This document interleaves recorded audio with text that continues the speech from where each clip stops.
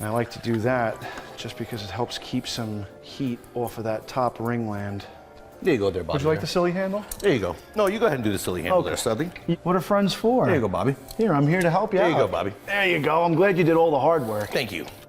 Buckle up for another thrilling ride on Sam's Garage.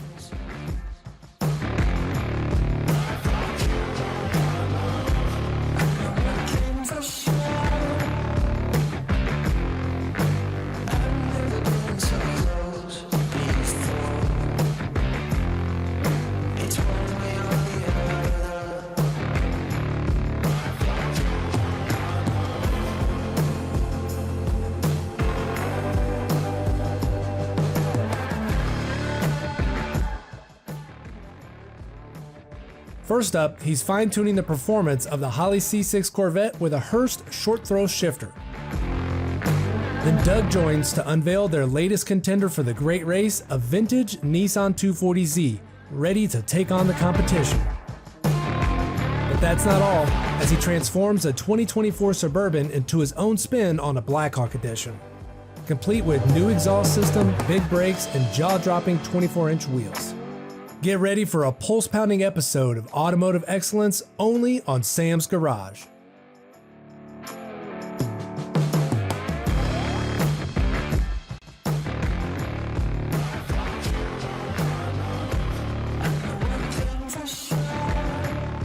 Get ready to shift into high gear as Sam and Julie are diving deep into the heart of the Holley C6 Corvette project to install a Hurst short-throw shifter. With precision and expertise, they'll enhance the driving experience and unleash the full potential of this performance machine. We're moving right along with our C6 Holley project, aren't we? Oh, yeah. Considering these are all aftermarket parts, there's been no issues, no hiccups. No, it's been really easy. Yep, that's because you've been helping me along. So this time we're going to be installing a Hurst short shifter. It's going to be the pistol grip. I got a black one to match the rest of the car. This shifter is good for the C5, 6, and the 7. It gives you nice short throws. It's a Hurst old school quality. Black, you're going to love it. It's going to look cool. So I guess you're going to learn how to drive a stick shift after this, huh? Sure. Oh, it's going to be so cool. Make sure you know what hardware goes where, and then don't forget that there's going to be about 5 or 6 electrical connectors you got to pull off before pulling off the center console. And as you can see under there was a whole mess of wires that I'm going to have to deal with one day. I don't know what anything does, but it looked pretty bad. It needs to be addressed, but I don't have time to address it now. So underneath the center console on this particular car is going to be a couple of sound deadening materials, a little dust boot. They're completely compromised. This thing looks like it has better days. It looks kind of nasty. I don't know the history of it. So I'm not going to put it back in the car. If you guys want to buy something new, you can put it back in the car. You can go to DEI. They've got similar items. You can cut to fit, put it back in the car. But really, sound deadening in a Corvette, we just put exhaust on it, so it really doesn't matter. This bushing is what does all the work. It goes to the end of that ball, goes into the shifter housing, and it's what's taking up the slack in the shifter. You're gonna transfer it over to the Hurst shifter. Before you do, you lube it up. This gasket is just to keep dust out. It's not to keep oil in or out. These 3 O-rings live inside there, and 2 set screws tighten it. So you wanna lube these 3. So 1, this slides on easy, and 2, the O-rings don't roll off their placement. Just a little bit, don't get too crazy with it, just coat them. Now plugging things in is easy. You want to plug in the reverse order. The shifter, the boot on the shifter on a C6, you twist it to the right and push it down. That exposes the hardware that holds the knob to the shifter itself. You remove that. Now the boot's hole is not big enough to go over the Hurst shifter. You're gonna have to push the boot all the way down to the bottom of the 3rd O-ring for the Hurst shifter. Then you put the Hurst shifter on, and as you can see, it looks really good and it all works perfect. You could get an aftermarket custom boot, but that's gonna cost you more money, and you gotta find yourself either an upholstery shop or make one of the low-car boots work. In this case, guys, you guys don't want to forget the Sill Glide. It's the most important part of the entire application because that's what's going to give you your smooth throws. If you don't put any Sill Glide in there, it's going to get bind on you. And when it binds on you, of course, you got a notchy shifter. You don't want that. You want it to be nice and smooth, especially being short. You want the synchros to work because when you add a short shifter to the transmission, you are compromising the synchros a little bit. So to help them out, you want to go for a nice, smooth shift. So in the instructions, Hurst does provide you step-by-step instructions on how to remove the center console, whether you have a 5, 6, or a 7. Make sure you follow those steps. Don't forget that this car is about 18 years old and it's plastic bumper to bumper. There's going to be a lot of brittle items in there that could break on you. Take your time, do it right, take it apart. Later on, I'll take the console back out, put some sound deadening mat in there, address the wires, make everything work right, make it mine, and then it's going to go to ECCR and have a complete detail because this thing is pretty gross. Man, the C6 Holley project is coming along really well. That shifter only took about an hour. Yeah, it was easy. Now, this shifter is going to be really nice. It's going to be a nice short throw, smooth. I think you're going to really enjoy this. I want to see you on the racetrack in this car. That'd be cool.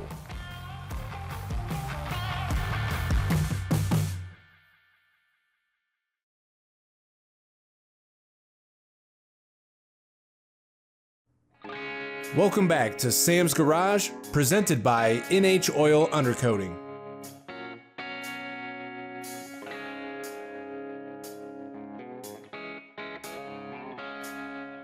Rev up your engines for a new adventure on Sam's Garage. Today, Sam and Doug are changing things up as they introduce the Nissan 240Z, their latest contender for the great race. With its sleek design and vintage charm, this classic racer is ready to take on the competition. I'm very excited you brought a Nissan because, you know, imports, and I'm an import guy. But what happened with the Shelby in the Great Race? Well, you know, Sam, it's kind of like this. As we got talking to our coaches there at the Great Race, we found out there was going to be a lot of Mustangs, and there was going to be a 65 Shelby Mustang, as well as there was going to be a 68 KR Shelby. It was like 10 of them total. Yeah, 10 Mustangs total. I asked him, I said, how many 240Zs do you ever get? Because I have a really special 240Z. He said, we never get them.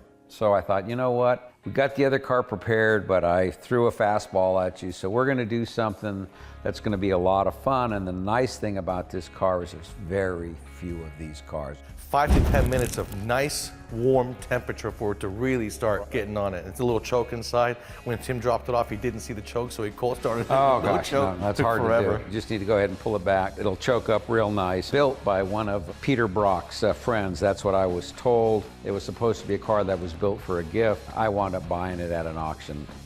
Now obviously it's not in race trim, so it's all been decked out to look like the race car that they ran in 1972 and won the SCCA championships with it. Well, it really pops. And the good thing is that the Shelby got some much needed love and maintenance that was needed. Yes. So now it's back at home. It's good. You can drive it wherever you want.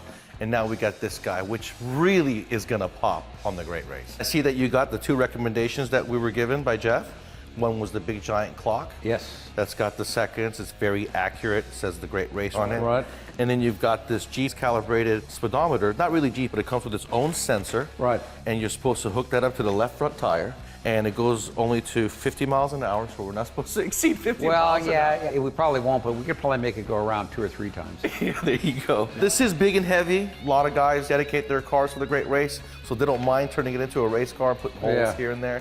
We're not going to put holes in this. This car is extremely reliable. I've literally had it on some racetrack. I've shaken it down really hard. There's a lot of things that we really need to do since I bought the car. Put new fuel lines on it, rubber gets old. We need to go ahead and replace the valve cover gasket. There's just little maintenance things that we ought to do. The wipers are coming apart. The wipers are coming apart, yeah. And we need to go underneath, make sure that there just isn't any leaks or anything that just doesn't look 100%.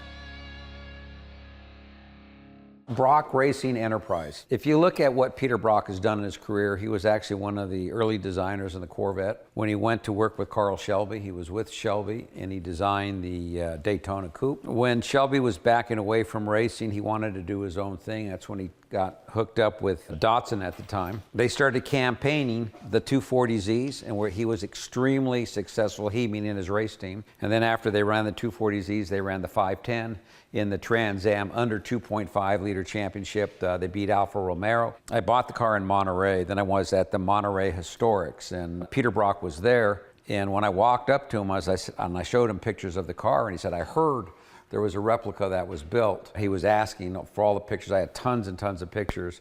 I got a chance to spend quite a bit of time chatting with him about the car. One of the things he invited me to do, and I just never had a chance to do it, was to take this to his company, I believe it's in Las Vegas, and have the car gone through and certified. I mean, the Mustang would have been cool too, but I'm liking this a lot more because it isn't imported to Nissan. I feel like we're going to be a little more reliable as well. I don't know, the 350, I've taken it all over the country. It's pretty reliable, but this is also very, very reliable.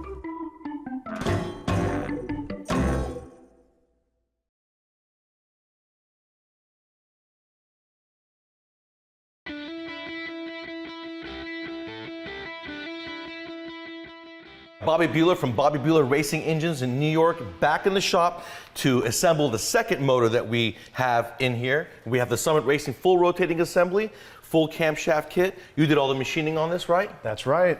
And this is the one that we had, the second one last year. Did all the machining, you've done all the clearancing. We're going to show these guys how to assemble it right here. Let's get to it. Let's do it. What are we going to start with first? The crankshaft? We're going to start by putting the main bearings in. There you go. We got those all measured up and pre-clearanced, verified our thrust clearance and all that already. That's what we're going to do. Let's go ahead, take these guys out. Did you already lube them too? I had already pre-fit everything to make sure everything spun good. Good job. We're going to be using 0.1 fasteners in our engine.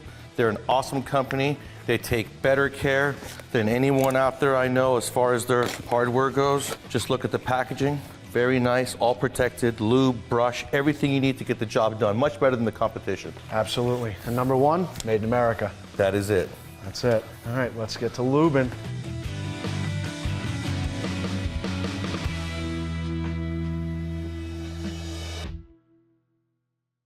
Welcome back to more Sam's Garage, presented by NHOU. Sam embarks on an electrifying new project as he transforms a 2024 Suburban into his very own version of a Blackhawk. With precision and passion, he's installing the cutting-edge Valvetronic exhaust system, taking performance to the next level. Join us as we follow Sam's journey of customization and craftsmanship. So if you guys are familiar with the Cadillac Escalade Black Hawk Edition, you'll know that it's a supercharged Escalade, 6.2 liter, giant brakes, very expensive. We're gonna be building our own. This is a 2023 Suburban, so I went to Valvetronic Design, got me a pair of 3-inch mufflers. We're gonna put that on, and then after that is on, by then I should have the Whipple supercharger. We'll put that on, we'll save a bunch of money and make a whole bunch of horsepower. Key thing with the Black Hawk Edition is to keep it OEM, and in that case what I try to do is keep the full exhaust system intact so there's no sounds, there's no drone, there's no vibrations, but they had a big giant restrictive muffler right here in the middle for both banks. What I did was take two 3-inch Valvetronic mufflers. With the valve in there, it's going to allow me to stay completely quiet with just a little bit added sound than factory, but once it's open, you're going to hear the engine completely. And what that does is it gives me integrity. What I did was I kept the cats in place, came over here, it Y's off into a 3-inch dual Y to go into both Valvetronic mufflers, then it comes back into another Y to go into the factory 2 3/4 tailpipe size. So the next thing I'm going to do is hook up the control box for the diaphragms so that we can open it up, listen to it, and see what the difference is with the mufflers completely free-flowing, and see if we have any drone or if it's going to be obnoxious with the family in the car. I think it's going to sound just right. Let's take a look and see what's in the box. We've got the main unit, which is basically a compressor pump. With it, you'll get the antennas. You're going to get the power cable, and then you're going to get a lot of vacuum hose. In the box, you're also going to get a T-fitting, and this is because I am using a dual muffler system. You also get a nice heavy-duty, heavy remote control that's going to operate the system, along with a keychain. If you have an old school car with a key, or even a few models older where there are 2 key cycles, go to the fuse block and look and see what has power, what does not, when the car or truck is turned off. So then I'm gonna have Julie cycle the key, and I'm gonna see what circuits come live. Julie, go ahead and turn the key. So now the key is on, engine not running. And I look and see, and I still have no power to any of my systems, because these newer vehicles are not giving you power until they see RPM activation. So I'm gonna go to an ECU fuse, and when she cranks it, it's gonna light up. But I don't wanna interrupt the ECU fuse, so I'm gonna look and see what else is gonna be run by the engine, like for instance, an auxiliary water pump. I'm gonna tap into that circuit. So I'm gonna go to the auxiliary water pump, I'm gonna have Julie crank the car, and then that'll tell me whether I got 12 volts or not. Go ahead and crank it. Okay, go ahead and turn it off. And there is my ignition source. So in you guys' cars, make sure you do this properly. Make sure you tap the correct circuit so you don't cause any problems with the vehicle. So what I'm gonna do is I'm gonna hook up this box. First, I'm gonna find a location. I'm gonna use double-sided tape to keep it stationary. I'm gonna run my power wire looking for a 12-volt source, not a constant power, because if you run constant power, the antenna is gonna stay on, which is gonna kill your battery eventually. So I'm just gonna cut the cigarette lighter adapter off. Then I'm gonna go ahead and run power and ground in that wire to a 12-volt ignition. That's gonna power up the box.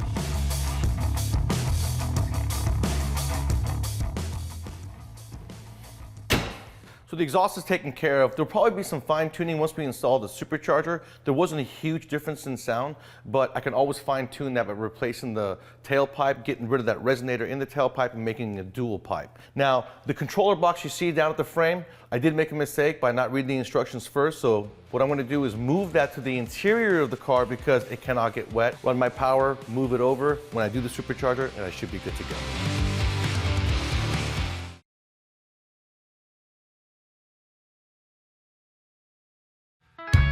Welcome back to Sam's Garage, presented by NHOU.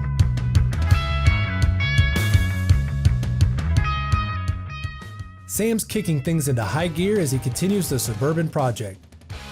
This time around, he's installing a Wilwood big brakes and stunning 24-inch Vision wheels, elevating both performance and style to new heights. Stay tuned as we witness the transformation of this Suburban into an automotive masterpiece. Lee from Corgi coming by to show us how to install the 24-inch Vision wheels with the Nexen tires that we got from Tire Distributors of Georgia on a Suburban that we're going to be supercharging later. But first, before we do that, we got to get it to stop. We're going to put on some Wilwood huge brakes to complement the Vision wheels. We got a set of 24-inch Nexen tires to go on a set of 24-inch Vision wheels for a Suburban. Last time Lee was here showing me how to use my new Corgi tire machine, we had a regular standard mount. Today we have a reverse mount, so we get to use these new gadgets, right? That's right. All right, so tell me what we do first. So first, we've identified that this wheel is a reverse mount because the drop center is actually closer to the back of the rim instead of the front. So in order to mount it from the back side, we have to have it facing upward. We don't want the face of the rim making contact with the turntable, so we're going to use this adapter, and we're going to go ahead and set our machine to 24 inches because this is a 24-inch rim. So I will go ahead and adjust it. As I do that, all the controls will sync to the appropriate place to be for the 24-inch wheels to be mounted. We're going to lube this tire first. We have directional tires, so that's something that you need to be attentive to as far as what the inside and outside. Due to the size of this wheel and the low profile, we're going to actually mount the tire, and then we can safely push down with our white bead roller to insert the sensors with no damage.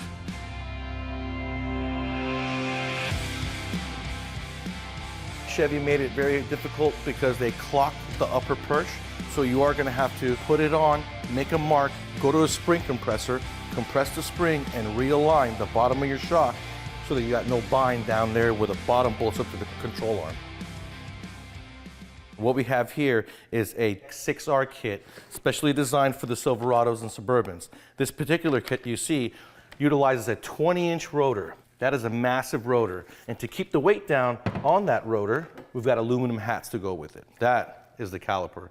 So just think how much room you're going to add by putting a 24-inch wheel on it, and how you're going to have to fill up that space. And what better way to do it than with a big brake kit, red, because the truck is black. Let's say you guys wanted to go off-roading in your Silverados or your Suburbans and you got the jacked up look.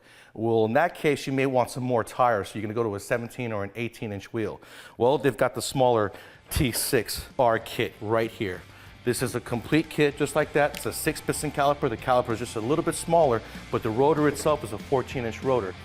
I've already installed a leveling kit from Tough Country. This bracket comes with lots of shims, and these shims are in case when you final assemble, you don't want your pads to be rubbing on anything. You want to see an air gap. You want to be able to turn that rotor with no pressure on the caliper, and those brake pads be freewheeling, not touching the rotor. If this was incorrect, You can adjust it many ways by moving the caliper in and out or the bracket in and out to get the correct spacing you need so that you have no problems going down the road. Man, that looks sick. The 24-inch Vision wheels with the Nexen tires really set off this Suburban. Now it's got a complete murdered look. But the Wilwood brakes behind those 24s really make it look so much better. And they give it all the stopping power we need for the future when we're going to be putting on the Whipple supercharger on this thing. They are literally the best bang for the buck big brake kit you can buy for any vehicle. You might want to check them out.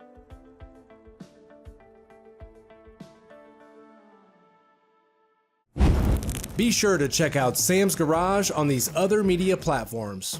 Send us questions and feedback to info@samsgaragetv.com. And that's a wrap on another incredible episode of Sam's Garage. Today, we saw Sam elevate the performance of the Holley C6 Corvette with a Hurst short throw shifter, while Doug introduced us to their exciting new contender for the great race, a Nissan 240Z. Join us next time for more automotive adventures and inspiration on Sam's Garage.